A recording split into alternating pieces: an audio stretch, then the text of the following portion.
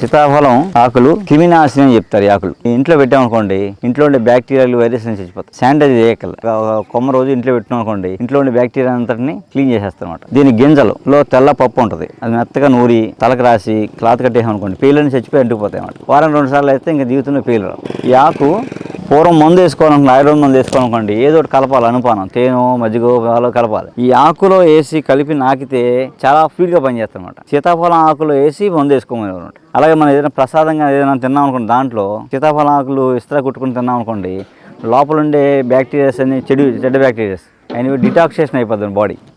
కొమ్మ రోజు ఇంట్లో పెట్టినామనుకోండి, ఇంట్లో ఉండే బ్యాక్టీరియా అంతటిని క్లీన్ చేసేస్తాం అనమాట. దీని గింజలో తెల్ల పప్పు ఉంటుంది. అది మెత్తగా నూరి తలకు రాసి క్లాత్ కట్టేసామనుకోండి, పేర్లని చచ్చిపోయి అంటుకుపోతాయి అన్నమాట. వారం 2 సార్లు అయితే ఇంకా జీవితంలో పేర్లు రావు. పూర్వం మందు వేసుకోవాలనుకోండి, ఆయుర్వేద మందు వేసుకోవాలనుకోండి, ఏదో ఒకటి కలపాలి, అనుపానం తేనో మజ్జిగో పాలో కలపాలి. ఈ ఆకులో వేసి కలిపి నాకితే చాలా ఫీడ్గా పనిచేస్తాయి అన్నమాట.